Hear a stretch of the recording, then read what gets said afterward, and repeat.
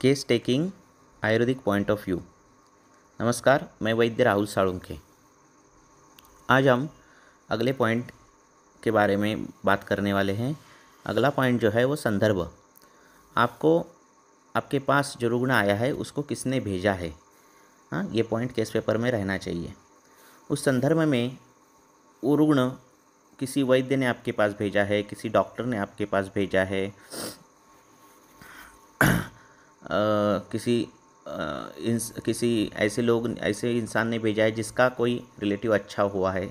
ऐसे mouth publicity आया है, माउथ पब्लिसिटी से आया हुआ पेशेंट, नहीं तो एडवर्टाइज से आया हुआ पेशेंट। ऐसे अलग अलग संदर्भों में आप लिखोगे। अब इसका फ़ायदा ये है कि अगर किसी वैद्य ने आपके पास अगर उस पेशेंट को भेजा है तो पहले से ही उसने आयुर्वेदीय क्या क्या है उसके बारे में आपको बोला, उस पेशेंट को बोला हुआ रहता है। तो आपको ज़्यादा दिमाग चलाने की ज़रूरत नहीं रहती, ज़्यादा समझाने की ज़रूरत नहीं रहती। पहले से ही पेशेंट कॉन्फिडेंट रहता है कि इसी वैद्य ने मुझे भेजा है। तो आपको ज़्यादा हर एक चीज़ पूरी की पूरी बताने की ज़रूरत नहीं पड़ती। कम कम बोलने में, कम बातें करने में आप उस पेशेंट को ट्रीट कर सकते हैं। अगर किसी डॉक्टर ने भेजा है तो उसको आयुर्वेदीय कंसेप्ट पेशेंट को बताने के लिए आपको थोड़ा आपको समझाने पड़ेंगे। आधुनिक वैदिक शास्त्र के कंसेप्ट अलग है, हमारे अलग है, वो समझाने पड़ेंगे क्योंकि वो पहले से रेडियोलॉजिकल एग्जामिनेशंस और जो मॉडर्न कंसेप्ट है वो दिमाग में लेकर आया होगा, तो वो आपको एक काम ज़्यादा रहेगा। माउथ पब्लिसिटी से आया हुआ पेशेंट बहुत कॉन्फिडेंट रहता है कि आप ही उसको ठीक करने वाले हैं, तो उस हिसाब से आपको जो है ज़्यादा समझाने की ज़रूरत नहीं पड़ती। दूसरी बात, आप उसको बोल सकते देखो वो आपका जो रिलेटिव है वो ठीक हो गया क्योंकि उसने अच्छे तरह से दवाई ली थी, इसीलिए वो ठीक हो गया। आप भी उसी प्रकार से बिना किए हुए दवाई ले लो और आप भी ठीक हो सकते हो। ऐसे आप उसको बता सकते हो। आप उसको ये बता सकते हो कि उसकी बीमारी बहुत छोटी थी तो वो बहुत जल्दी से ठीक हो गई, आपकी थोड़ी बड़ी है तो थोड़ा टाइम लगेगा। इस हिसाब से आप समझा सकते हो। तो माउथ पब्लिसिटी वाला पेशेंट जो रहता है, जो बिना ऐड का, जो सच में किसी ने बता कर आया हुआ रहता है, वो पेशेंट हिलते नहीं, वो पेशेंट आपके ही रहते हैं। तो ऐसे माउथ पब्लिसिटी के जो पेशेंट है वो बहुत इंपॉर्टेंट रहते हैं अपनी प्रैक्टिस के पेशेंट बढ़ाने के लिए। और संदर्भ में जो है वो एडवर्टाइज से आया हुआ जो पेशेंट रहता है तो उसके मन में संदेह रहता है कि इतने डॉक्टर हो गए, अभी ये डॉक्टर क्या करेगा, क्योंकि या फिर ये डॉक्टर अभी क्या दवाई देगा, देखूंगा इससे ठीक हुआ तो हुआ, नहीं तो मैं दूसरी जगह जाऊंगा। तो ऐसे उनके दिमाग में ये सब विचार रहते हैं, संदेह रहता है कि आप ठीक करोगे कि नहीं। ये संदेह जो है वो आपका सक्सेस रेट कम कर देता है। ये संदेह है कि उपशय कम कर देता है। तो वो भरोसा आपको जीतना पड़ता है, आपका ज्ञान बताकर वो भरोसा जीतना पड़ता है, आयुर्वेदिक सिद्धांत बताकर वो भरोसा जीतना पड़ता है। अगर आपका निदान परफेक्ट हुआ तो उसके आधार पर उसने 2 लक्षण बताए तो आपको आगे के 4 लक्षण बताने आने चाहिए, उसने 4 बताए तो आगे के 5 लक्षण आपको बताने आने चाहिए। तो भरोसा जीतना पड़ता है, उसको आयुर्वेदिक कंसेप्ट समझाने पड़ते हैं। तो वो काम ज़्यादा रहता है अगर वो एडवर्टाइज से आपके पास आता है। इसलिए एडवर्टाइज से पेशेंट आते हैं, पर वो जो बाद में उसका मल्टीप्लिकेशन होता है वो उतना नहीं होता जितना माउथ पब्लिसिटी से होता है। तो माउथ पब्लिसिटी से पेशेंट आने चाहिए, किसी वैद्य ने भेजना, डॉक्टर ने भेजना, ऐसे पेशेंट आने चाहिए। तो ये संदर्भ के इसमें बहुत महत्वपूर्ण है। अगर पेशेंट एडवर्टाइज से आ रहा है और आप उसको कंसल्ट कर रहे तो आप उसके आँखों में देखो, आप जो बोल रहे हैं उसको समझ में आ रहा है क्या, ये आपको झट से पता चल जाता है। हाँ, आपके ऊपर उसका भरोसा है क्या, वो भी समझ में आता है। तो इस प्रकार से वो संदर्भ का जो पॉइंट है वो जो है वो फील करना है आपको।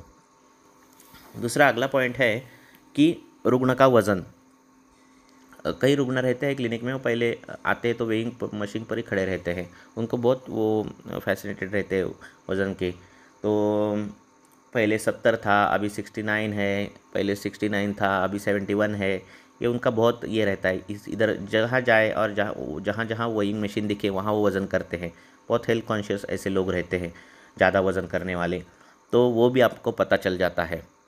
कई लोग पतले रहते हैं, उनके जो पर्सनैलिटी है उसके अनुसार आपको लगता है कि इसका वज़न कम होना चाहिए, पर उतना वज़न उसका नहीं रहता, ज़्यादा रहता है।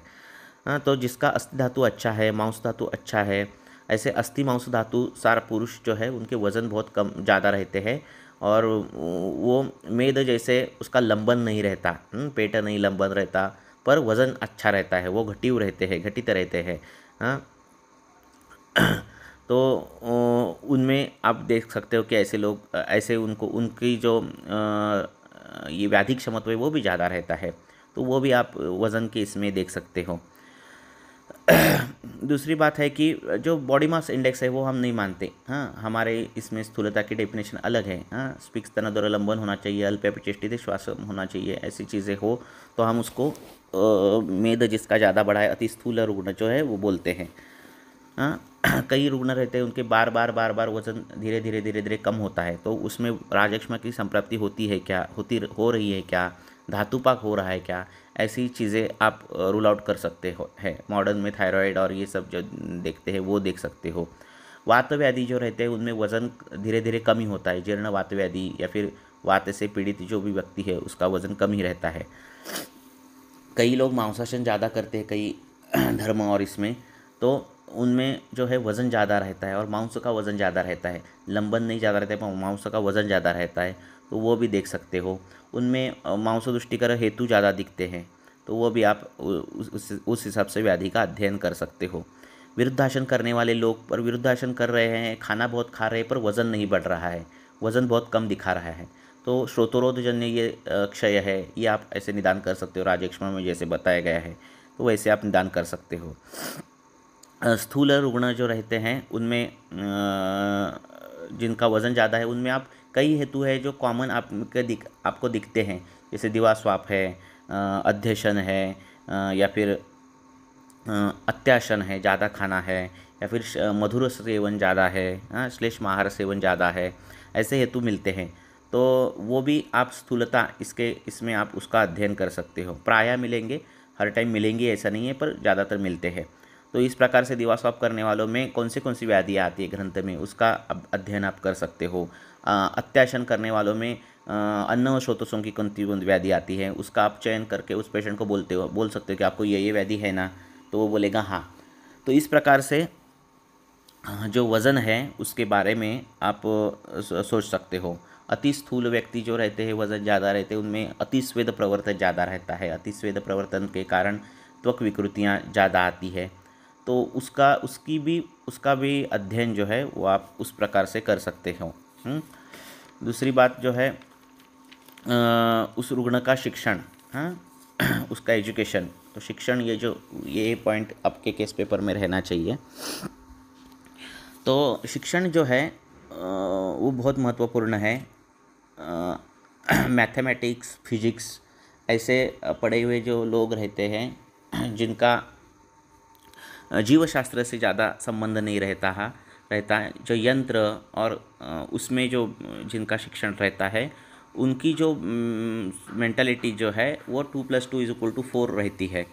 उनको इन बिटवीन नहीं मालूम रहता। जैसे अगर आपकी बीमारी है, आपने दवाई दी तो वो ठीक हो गई, तो इसके बीच में भी कुछ होता है, इसके बीच में भी कुछ है कि आपकी व्याधि ठीक नहीं हो सकती या फिर झट से ठीक हो सकती है, ये उनको नहीं मालूम रहता। तो उस प्रकार से उनको समझाने का काम भी आपका रहता है, उनको ज़्यादा समझाना पड़ता है।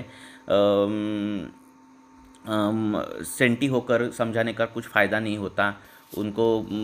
मानसिक ये जो है वो ज़्यादा फ़ायदा नहीं होता उनको। कैलकुलेटेड जो फैक्टर है आयुर्वेद की, देखो आपका स्मोकिंग है, आप धूम्रपान करते हो, आपका वायु सेवन वैसा है, आपका वाहन प्रवाह ऐसा है, आपको होने वाला प्रतिशत ये 4-5 हेतु है, इनके कैलकुलेशन से हेतु बल बढ़ गया है, ऐसे में उसको समझाना पड़ता है। तो उस प्रकार से समझे तो वो ज़्यादा समझ जाते हैं।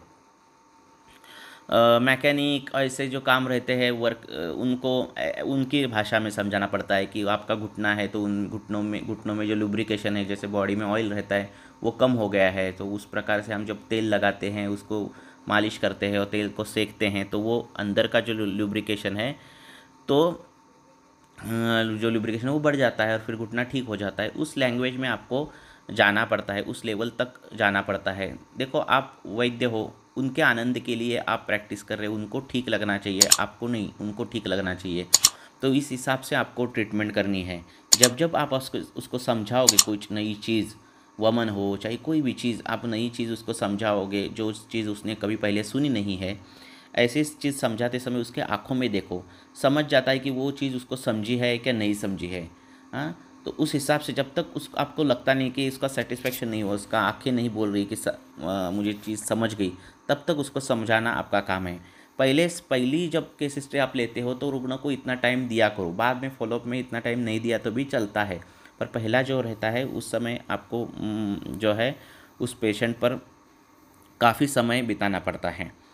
तो हमारा जो ज्ञान का प्रवाह है, हमारे जो ज्ञान की स्थिति रहती है, वो जो लेवल रहती है, वो हमें सब मालूम रहता है, हेतु मालूम रहती है, संप्राप्ति मालूम रहता है, सीवियरिटी मालूम रहती है, गंभीरता मालूम रहती है, पर रुग्ण को इस बारे में कुछ भी मालूम नहीं रहता। हमें उसके स्तर में आना चाहिए, वो जिस लेवल में है उस व्याधि को लेकर, उधर उससे ऊपर उसको उठाना चाहिए। कई बार क्या होता है, रुग्ण आते हैं और बहुत अच्छे वैद्यों के पास जाते हैं और आते हैं, वह बाद में बोलते हैं वो क्या बोल रहे थे समझ भी नहीं आ रहा था, दिमाग के ऊपर से गया, ऐसे बोलते हैं। तो ऐसा होना नहीं चाहिए, उसके दिमाग में ही जाना चाहिए। आप कितना होशियार है वो इम्पोर्टेंट नहीं है, वो कितना एजुकेट हो सकता है हमारे से, वो बहुत इम्पोर्टेंट है। तो हमें रुग्ण को एजुकेट करना है उस व्याधि के बारे में, आयुर्वेद के बारे में, पथ्य के बारे में, तो वो हमारा काम है, ना कि मुझे कितना आता है ये बताना, ये हमारा काम नहीं है। तो इसीलिए वो खुश होना चाहिए, वो उसको आनंद होना चाहिए, उसके लैंग्वेज में हमें बात करनी आनी चाहिए। ये जो है ये शिक्षण में आता है, इसीलिए उसका शिक्षण जो है वो लिखते जाओ, कई चीज़ें आपको पता चल जाएगी। जब आप कॉमन देखोगे कि ये शिक्षण लेने वालों में ये बीमारियां ज़्यादा है, ये शिक्षण लेने वालों में ये बीमारियां ज़्यादा दिखती है, ये जब आप सर्वे करोगे 1 साल बाद 2 साल बाद आपके प्रैक्टिस में, तो आपको कई अनगिनत और अच्छी अच्छी चीज़ें जो है वो पता चल जाएगी। ठीक है, अगले लेक्चर में हम आगे के पॉइंट कवर करेंगे। धन्यवाद।